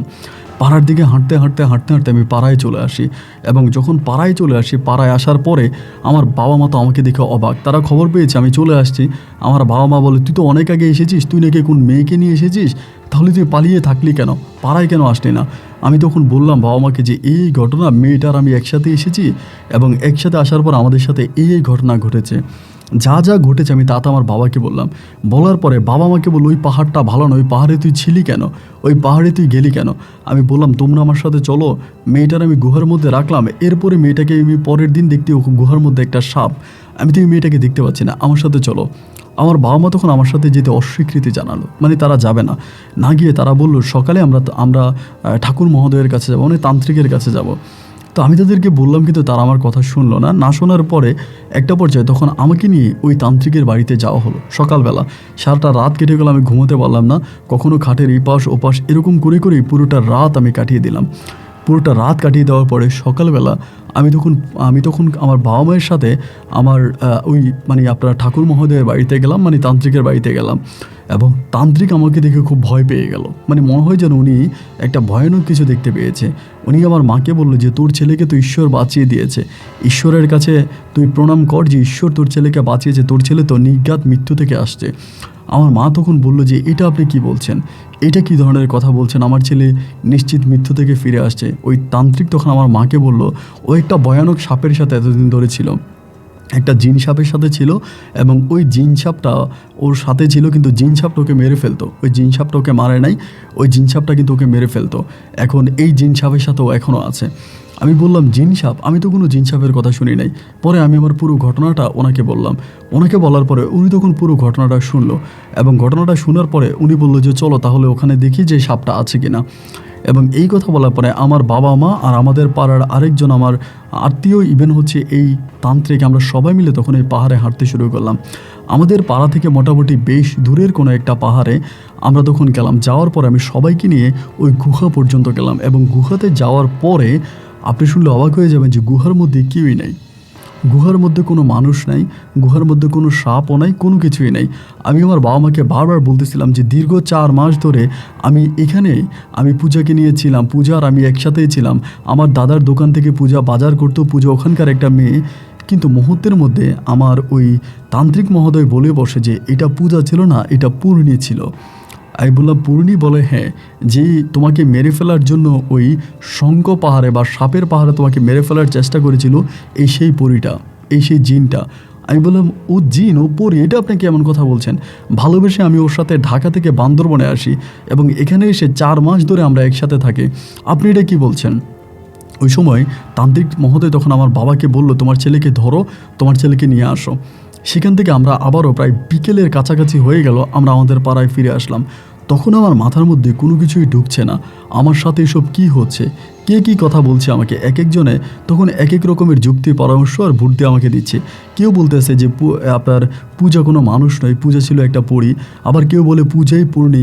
আমি তখন কোনো কিছুই বুঝতে পারছি না এবং এমন করে থাকতে থাকতে একটা পর্যায়ে আমাকে তখন ওইখানে ঠাকুরের সামনে তখন আমাকে বসানো হয় এবং বসানোর পরে আমি তখন জ্ঞান হারিয়ে ফেলি। মানে ঠাকুর মহোদয়ের সামনে বসার কিছুক্ষণ পরে আমি আমার জ্ঞান হারিয়ে ফেলি এবং আমার জ্ঞান যখন আমি হারিয়ে ফেলি অজ্ঞান হয়ে যায়। অজ্ঞান হয়ে যাওয়ার মতো ঠাকুর মহোদয় তখন আমাকে কী করলো, আমার কী করেছে আমি জানি না, 3টার দিকে আমার শরীরে তখন আমার শরীরের মানে সেন্স ফিরে আসে, আমার শরীরে শক্তি আসে এবং আমি মানে জ্ঞান আসে এবং জ্ঞান আসার পরে আমি তখন ওখানে বসতে পারতেছি না, পুরো শরীরটা অনেক দুর্বল হয়ে গেল। আমার বাবা মা তখনও তারা বসে আছে, আমার ছোট যে বোন আছে ও বসে আছে, মানে আমার ছোট যে ভাই আছে ও বসে আছে, মানে সবাই তখন ওই ঠাকুরের মানে মন্দিরের ওখানে বসে আছে। ওইখান থেকে আমাকে তখন মানে সকাল হলো, আমি সকাল পর্যন্ত ওখানে আছি। বাবা মাকে বারবার জিজ্ঞেস করলাম যে আমার সাথে কী হয়েছে, আমার সাথে কী হয়েছে তোমরা বলো, আমার সাথে কোনো ঘটনা ঘটেছে কি না বা কী হয়েছে। বাবা মা আমাকে কোনো কিছুই বলে না, তারা কোনো কিছুই বলে না। সকাল অবধি পর্যন্ত ওই তান্ত্রিকের বাড়িতেই বসে থাকে, তান্ত্রিকের বাড়িতে সকাল পর্যন্ত বসে থাকি এবং সকালের পরে তখন আমার বাবা মা তারা মিলে আমাকে তখন আমাদের পাড়ায় নিয়ে আসে। আমাদের পাড়ায় আনার পরে আমি তখন আমার ডান হাতে তাবিজ, বাম হাতে তাবিজ, কোমরে তাবিজ, বিভিন্ন জায়গায় তখন তাবিজ বেঁধে দেয় এবং আনার পরে আমি আমার বাবা মাকে জিজ্ঞেস করি কী হয়েছিল আমার সাথে, তারা আমাকে কোনো কিছুই বলে না। দুপুর গনিয়ে যখন বিকেল হলো তখন আমার যে ছোট ভাই আছে, আমি আমার ছোটো ভাইকে জিজ্ঞেস করলাম যে আমার সাথে কী হয়েছে, তুই বলতে পারিস? ও আমাকে বলে আমি বলতে পারি দাদা, কিন্তু বাবা মাকে বলা যাবে না। আমি বললাম যে ঠিক আছে, বাবা মাকে আমি বলবো না, তুই আমার কাছে বল আমার সাথে কী হয়েছে। আমার ছোটো ভাইয়ের মুখে আমি তখন জানতে পারি আমাকে ওই তান্ত্রিকের সামনে নিয়ে যাওয়ার পরে আমার উপরে ওই জিনটাকে হাজির করা হয়, যে পূজা বলি বা পূর্ণি বলি, যে জিনটা, ওই জিনটাকে হাজির করা হয় এবং ওই জিনটা একটা মহিলা জিন বা পরী, ওইটাকে হাজির করার পরে ওই পরীটাকে তখন মানে ওই পরীটা বলে যে ও আমাকে মানে ওই পরীটা নাকি বলেছিল, মানে ওকে বলেছিল, মানে আমার ছোটো ভাই শুনেছিল পরীটা নাকি এরকমভাবে বলল যে ও আমার শঙ্খ পাহাড়ে বা আমাদের ওই পাহাড়ে হানা দিয়েছে। ও আমার ছোট মানে মানে যে পরীটা ছিল ওর নাকি একটা ছোট বোন ছিল, নাম ছিল পুনম, আমি নাকি ওর ছোটো বোনকে মেরেছি। পরীটা নাকি বলে যে ও আমার ছোটো বোনকে মেরেছে এবং এরপর থেকে ওকে আমি মেরে ফেলার জন্য চেষ্টা করি, ওকে আমি কুচিতে রাখি এবং সেখানে আমি ওকে না খাওয়াইয়া না রেখে ওকে ওখানেই মেরে ফেলতাম এবং একটা পর্যায়ে আপনারা ওকে ওখান থেকে উদ্ধার করে আনেন। এরপরে ওর উপরে আমার রাগ ক্ষোভ যায়নি, রাগ ক্ষোভ না যাওয়ার কারণে ও যখন তাবিজ পরিহিত অবস্থায় ঢাকায় চলে যায় তখন আমি পূজা এক মেয়ে এসেছে ওর পিছনে এবং সেখান থেকে আমি ওকে মেরে ফেলার চেষ্টা করি। কিন্তু ভাগ্যের বশত, ঈশ্বরের দোয়ায় ও তখন আমাকে ওইখানে কিছু খারাপ মানে জিন, ওই কুকুরগুলো নাকি জিন ছিল, কিছু খারাপ মানে আমাদেরই খারাপ কিছু জিনের হাত থেকেও আমাকে বাঁচায় এবং বাঁচানোর পরে ওর প্রতি আমার মায়া ঢুকে যায়, ভালোবাসা ঢুকে যায় এবং সেখান থেকেও আমি ওকে ভালোবেসে ফেলি এবং ওর সাথে আমি ওখানে থাকি। আমি ওর সাথে থাকার পরে একটা সময় খুব অসুস্থ হয়ে পড়ি এবং অসুস্থ থাকা অবস্থায় আমি আমার নিজের মানে আমি ওর সাথে যেই রূপে আসি ওই রূপটা ধরে রাখতে পারতেছিলাম না, আমি আমার রূপটা হারিয়ে ফেলতেছিলাম। ওই মুহূর্তেই তখনই আমি দেখলাম যে আমি যে কোনো সময় সাপের রূপ ধারণ করে ফেলতে পারি, কারণ আমার শরীরের অবস্থা তখন খুব খারাপ ছিল, আমি অনেক অসুস্থ ছিলাম। আমি তখন এইকে বলেছিলাম যে আমি একটা গুহায় চলে যাই, সুস্থ হলে আমি ওখান থেকে ফিরে আসব। কিন্তু প্রণয় আমাকে ওই গুহার মধ্যে যেতে দিলেও ও আমাকে বারবার ওখানে গিয়ে বিরক্ত করতো এবং একটা সময় আপনাদেরকে ওখানে নিয়ে যায়। যখন আপনাদেরকে নিয়ে যায় তখন আমি মোটামুটি একটু সুস্থ এবং হওয়ার পরে আমি এই গুহা থেকে সরে যাই এবং আপনারা এসে ওই গুহাতে আমাকে পান নাই। আমি বললাম তারপর? আমার ছোটো ভাই বললো তারপর এই পরীটাকে ওই কবিরাজ মানে ওই তান্ত্রিক বন্দি করে। আমি বললাম তার মানে ওই তান্ত্রিক কবিরাজকে বন্দি মানে পরীকে বন্দি করে ফেলে? বলে হ্যাঁ, পরীটাকে আমাদের সামনেই বন্দি করে, বোতলে বন্দি করে, এটা বলে। এবং বলার পরে এখানে 2-3 দিন কাটতেছে, আমি আমার বাবা মায়ের সাথে আছি, তাদের সাথে কথা বলতেছি, কিন্তু আমার ছোটো ভাই আমাকে কী কথা বলেছে এটা আমি আর বলি না। আমার ছোটো ভাইয়ের কথাগুলো আমি আর তাকে বলি না, মানে তাদেরকে বলতে চাই না। এবং না বলার পরে আমার তখন আস্তে আস্তে করে দিন কাটতেছে, আর আমার মনের ভিতর মনে হচ্ছে তাহলে পূজা বলি বা পূর্ণি বলি, যাই বলি, এই জিনিসটাকে তান্ত্রিক যে আটকিয়ে রাখলো ও তো আমার কোনো ক্ষতি করে নাই। ও তো আমার সাথে ছিল এবং একজন সুন্দরী রমণী রূপে আমাকে ভালোবেসেছে এবং আমার সাথে দীর্ঘদিন ধরে ছিল। ও তো আমার কোনো ক্ষতি করে নাই, আর আমিও তার কোনো ক্ষতি করে নাই। তাহলে তাকে কবিরাজ কেন, মানে তান্ত্রিক কেন বন্দি করে রাখবে? এমন করে দিন পার হতে হতে একটা সময় তান্ত্রিকের কাছে যেতাম, গিয়ে বলতাম যে দাদা আপনি ওকে ছেড়ে দেন, মানে ওকে নাকি আপনি বোতলে বন্দি করে রেখেছেন, ওকে বোতলে বন্দি করে রেখেছেন কেন, ওকে ছেড়ে দেন। তান্ত্রিক বলে ওকে ছেড়ে দিলে ও তোকে মেরে ফেলবে। আমি বললাম ও যদি আমাকে মারতো তাহলে এতদিন তো আমাকে মেরে ফেলতে পারতো, ও আমাকে মারে নাই। ও যেহেতু আমাকে মারে নাই তাহলে আমি জানি ও আমাকে মারবো না, আপনি ওকে ছেড়ে দেন। যতই দাদাকে বলি যে না উনি ওকে ছাড়বে না, যতই বলি যে আপনি ওকে মুক্ত করে দেন, ওকে মুক্ত করে দেন, ওকে ছেড়ে দেন, না উনি ছাড়ে না। দীর্ঘ অনেকগুলো দিন তখন কেটে গেল এবং অনেকগুলো দিন কেটে যাওয়ার পরে একদিন হলো কি, আমার ভিতরে খুব রাগ চলে আসলো যে কেন উনি পূজাকে বন্দি করে রাখবে বা পূর্ণিকে বন্দি করে রাখবে।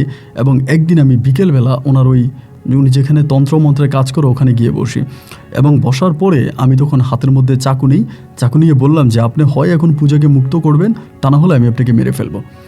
হয় আপনি পূজাকে মুক্ত করবেন, তা না হলে আমি আপনাকে মেরে ফেলবো। এবং আমি কিন্তু খুব রেগেছি এবং আমি কিন্তু খুব বদমেজাজি ছিলাম। এইটা বলার পরে আমি তখন তার গলার মধ্যে চাকু ধরে যে চাকু দিয়ে গলা নামিয়ে দিব এবং তিনি তখন করলো কি, বললো যে ঠিক আছে। তখন তার সামনে অনেকগুলো লাঠি ছিল, একটা লাঠি দিয়ে উনি তখন সামনের একটা কাচের বোতল ছিল, কাচের বোতলটা ভেঙে ফেলে। লাঠি দিয়ে কাচের বোতলটা ভাঙার পরে বলে আমি ওকে মুক্ত করে দিয়েছি। আমি বললাম আপনি ওকে মুক্ত করে দিয়েছেন তো আমি কি করে বুঝবো? আপনি যে ওকে মুক্ত করেছেন আমি কি করে বুঝবো? বলে তুমি ওকে ডাক দাও, দেখবো সব মানে তোমাকে ডাকে সাড়া দিবে। আমি তখন পূজা বলে ডাক দিলাম, ও আমাকে বললো আমি শুনতে পাচ্ছি। আমি বললাম তুমি কোথায়, বলো আমি তোমার সাথে দেখা করব। ওর শব্দগুলো আমি যখন আমার কানে শুনতে পেলাম আমি তখনই তান্ত্রিক মহোদয়কে ছেড়ে দিলাম, ছেড়ে দিয়ে বললাম আপনি আমাকে মাফ করে দিবেন, আমি এই কাজটা মনে হয় ভালো করি নাই। উনি বলে যাই করেছো যেটাই করেছো তুমি ঈশ্বরের কাছে ক্ষমা চাও। এইটা বলার পর আমি তখন ওনার এখান থেকে চলে আসি, আমার পাড়ায় চলে আসি এবং পাড়ায় চলে এসে আমি বারবার পূজাকে ডাকছি, কিন্তু পূজার আমাকে আমার ডাকে সাড়া দিচ্ছে না। পূজা আমার ডাকে কোনো সাড়া দিচ্ছে না, আমি পূজাকে দেখতেও পাচ্ছি না। আমি মনে মনে চিন্তা করি আসলেই কি ওই তান্ত্রিক পূজাকে ছেড়েছে, নাকি উনি পূজাকে এখনও বন্দি করে রেখেছে, নাকি তান্ত্রিক আমাকে কোনো বিলকি চিলকি দেখিয়ে ওখান থেকে আমাকে বিদায় করে দিল। আমি তখন পর্যন্ত কোনো কিছু বুঝতে পারলাম না। কিন্তু সে রাতে আমি যখন ঘুমালাম এবং ঘুমানোর পরে আমি তখন পূজাকে স্বপ্নে দেখলাম এবং স্বপ্নে দেখলাম হ্যাঁ পূজা মুক্ত হয়েছে। ও আমাকে তখন জানায় যে সে একটা পরী ছিল, আসলে মূলত সে হচ্ছে তার নাম হচ্ছে পূর্ণি, তার অরিজিনাল নাম পূর্ণি। এবং তার সাথে আমার প্রথম দেখা হয়েছিল শঙ্খ পাহাড়ের সাপের পাহাড়ের সামনেই। এবং সাপের পাহাড়ের সামনে দেখা হওয়ার পরে ও আমাকে বারবার বাধা দিয়েছিল, কিন্তু আমি ওর বাধা অতিক্রম করে ওই পাহাড়ে ঢুকি এবং ঢুকার পরে ওর ছোটো বোন পুনমের সাথে আমার নাকি সেখানে দেখা হয়। পুনমও সাপের রূপে ছিল এবং পুনম সাপের রূপে থাকার কারণে আমি নাকি পুনমকে আঘাত করে মেরে ফেলার চেষ্টা করি এবং মেরে ফেলার চেষ্টা করলে পরে পূর্ণি সেটা পিছন থেকে দেখতে পেয়ে পূর্ণি আমাকে ডাক দিলে পর আমি যখন পূর্ণির দিকে ফিরে তাকাই ওই সময় নাকি পুনম এখান থেকে সরে যায়।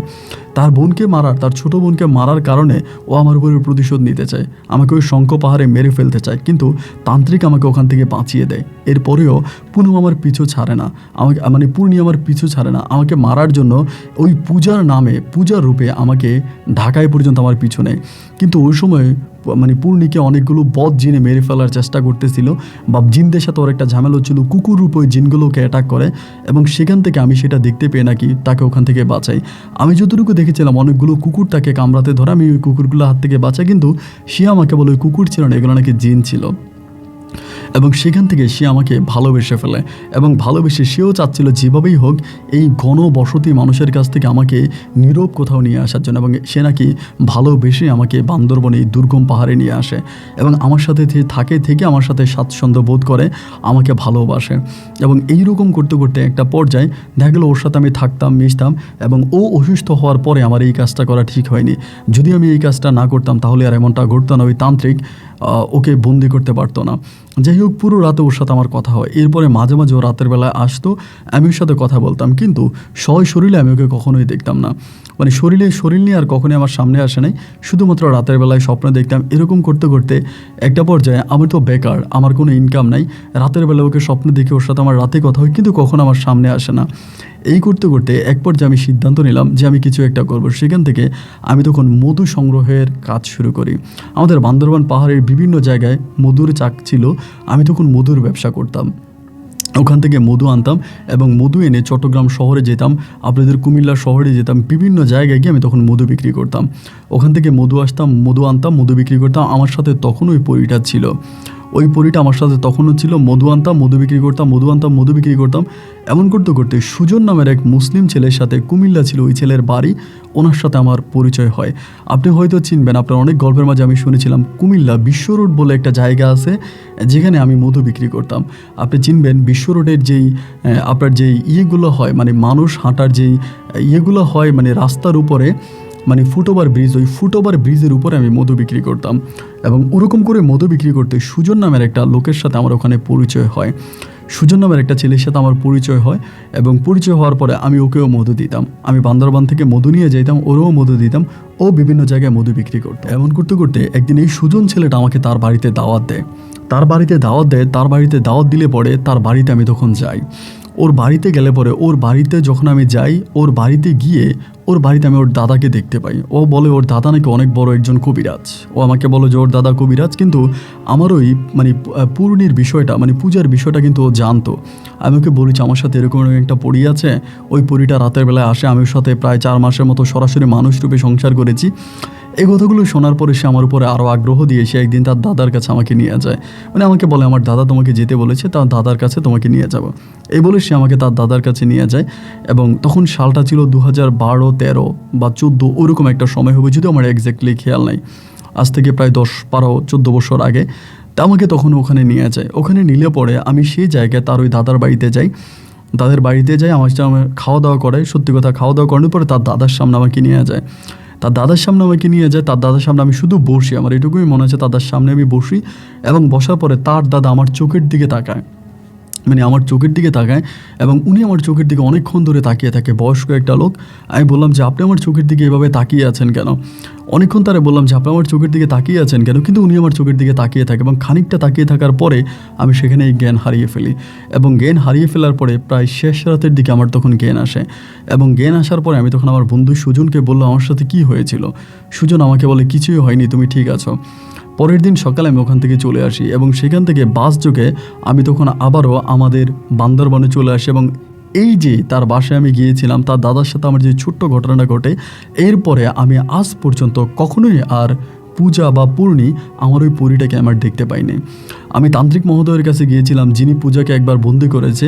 তার কাছে যাওয়ার পর আমি জানতে পারি যে ওই আমার বন্ধুর দাদা, সে নাকি আমার চোখ থেকে পূজাকে নিয়ে যায়, আমার শরীর থেকে নিয়ে যায় এবং উনি পূজাকে বন্দি করে। আমি বেশ কয়েকবার পূজাকে রক্ষা করার জন্য চেষ্টা করি, সুজনের সাথে যোগাযোগ করে কথাবার্তা বলি, দীর্ঘ অনেকগুলো বছর এটা নিয়ে কথাবার্তা বলি, কিন্তু তার দাদা আমাকে কোনো সাহায্য করেনি। এবং দীর্ঘ বছর তার দাদা বেঁচে ছিল, তার দাদা মারা গেল 2020 সালে করোনায় আক্রান্ত হয়ে তার দাদা মারা যায়। তার দাদা মারা যাওয়ার পরেও আমি আজও আর পূজাকে পাইনি। আমার তান্ত্রিক মহোদয় এখনও বেঁচে আছে, তিনি আমাকে বলে মেয়েকে আমি আর, মানে ওই পরীকে আমি আর পাবো না। ওই পরীকে উনি এমনভাবে বন্দি করেছে যে কেউ এটাকে বাঁচাতেও পারবে না, মানে রক্ষা করতে পারবে না, আর এই পরী আর কখনো আমার কাছে আসবে না। আমার তান্ত্রিক এখনও বেঁচে আছে, আমি ওনার কাছে এখনও দুঃখ করে বলি যে আমি ভুল করেছি এই সুজনদের বাসায় গিয়ে।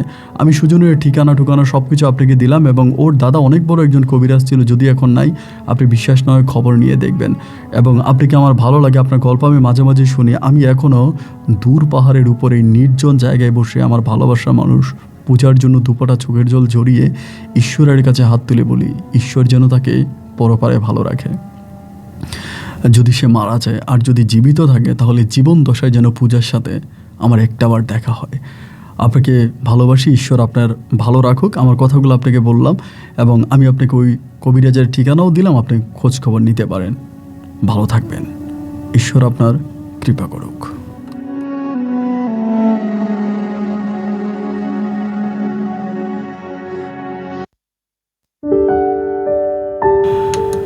বন্ধুরা, সবাইকে অনেক ধন্যবাদ এই পর্যন্ত আমার সাথে থেকে প্রণয় চাকমার জীবনের গল্পটা শোনার জন্য। দেখেন, এই ধরনের গল্পগুলো আমি কেন জানি যখন রেকর্ড করি আমার মনে হয় আমি হারায়া যাই, মানে গল্পের বাঁকে, গল্পের সুরে, গল্পের মাঝে আমি যেন হারিয়ে যাই। মানে এই যে 2024 সাল বা 25 সালে এসে যদি এই জিনিসগুলো চিন্তা করতে মানে চিন্তা করি যে এরকম পরীর সাথে থেকেছে, 4 বছর সংসার করেছে, গুহার মধ্যে পরী সাপের রূপে গিয়েছে, এটা একটা মানুষের কাছে হাস্যকর মনে হবে, এটা একটা মানুষের কাছে হাস্যকর মনে হবে। কিন্তু আমি এরকম অনেক ব্যাখ্যা পাই যাকে জিনে ধরে, জিনে ধরার পরে ওর কণ্ঠ চেঞ্জ হয়ে যায়, পুরুষ হলে মহিলা কণ্ঠে কথা বলে এবং মহিলা কণ্ঠে কথা বলার পরে কবিরাজ আসে, তাকে জিন ছুড়ানোর পরে সে ভালো হয়ে যায়, মুহূর্তের মধ্যে সে তার জায়গায় ফিরে আসে। তখন যখন জিজ্ঞেস করা হয় এখান থেকে কিছুক্ষণ আগে তো তুমি একটা মেয়ের কণ্ঠে কথা বলেছিলে, তখন তার কোনো কিছুই মনে নেই। এবং এইটার ব্যাখ্যা বিজ্ঞান কী দিবে? আমার কাছে মনে হয় পৃথিবীতে জিন আছেই, আর জিন আছে বলেই মানুষের সাথে এই ধরনের ঘটনাগুলো ঘটে, আর যে ঘটনাগুলো রেকর্ড করে আমি নিজে অনেক বেশি আনন্দিত। যাই হোক, প্রণয়কে নিয়ে আপনার কোনো কথাবার্তা থাকলে, প্রণয় চাকমাকে নিয়ে কোনো কথাবার্তা থাকলে সেটা কমেন্ট বক্সে লিখবেন। আজ এখানেই বিদায়, ইনশাল্লাহ দেখা হবে অন্য দিন অন্য কারো বাস্তব জীবনের গল্প নিয়ে। আল্লাহ হাফেজ এন্ড আসসালামু আলাইকুম।